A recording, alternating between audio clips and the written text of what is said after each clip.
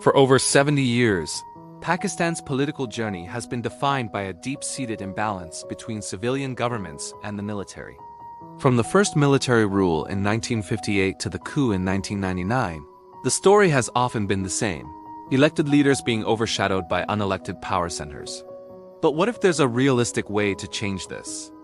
What if political forces like PTI and Jamaat-e-Islami could move beyond just talk and implement a smart, lawful strategy to restore civilian authority without shaking the very foundations of the state?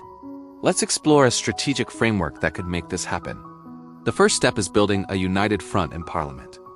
Imagine PTI with its nationwide recognition, and G with its disciplined base joining hands, but not just them. They would need to bring in moderate voices from other major parties like PMLN and PPP, as well as regional parties. The goal isn't to create a coalition based on personalities, but on a clear, achievable legislative agenda. This means strengthening parliamentary committees that oversee defense and intelligence, reforming how key security officials are appointed, and demanding financial transparency from state-owned businesses.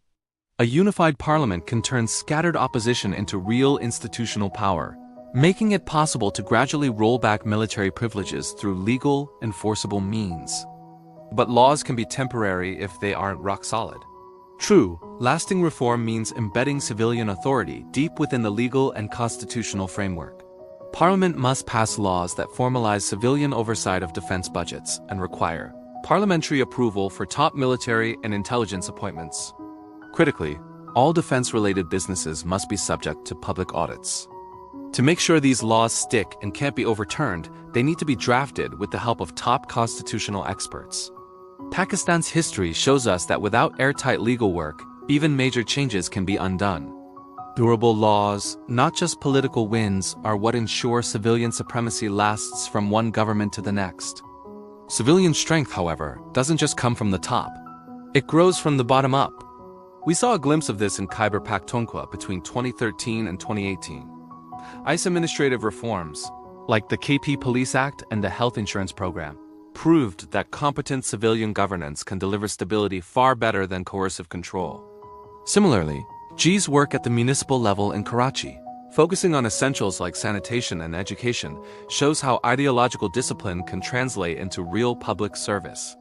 By expanding these successes across all provinces, civilian governments can show the people that they deliver tangible benefits. When citizens see improvements in their health, education, and local policing, their loyalty shifts from powerful individuals to effective institutions, weakening the argument for military intervention. A key part of this strategy is financial transparency. Military-linked enterprises have a massive economic footprint, with assets worth billions. Instead of a direct confrontation, a gradual, technical campaign for transparency is needed. Parliamentary committees and the Auditor General's office must be empowered to audit these entities, starting with non-sensitive areas like procurement and tax compliance. When credible media outlets report on these findings, it builds a public case for civilian financial oversight. This isn't about attacking an institution. It's about exposing inefficiencies and ensuring public money is accounted for, which ultimately strengthens the entire nation. To make all this work, the narrative has to change. The effort to increase civilian oversight must be framed as an act of patriotism, not confrontation. Public communication should emphasize that oversight makes our institutions more professional, protects the welfare of our veterans, and ensures fair development for everyone. This data-driven approach can counter propaganda that labels civilian empowerment as anti-national. At the same time, other independent institutions must be revitalized. A strong election commission, an independent judiciary, and an empowered Auditor General are the pillars of a durable democracy. When these bodies operate freely, they give legal permanence to parliamentary decisions and allow civilian governments to lead with institutional legitimacy, not just popular support. This also means engaging with the world, not by asking for intervention, but through discreet diplomacy.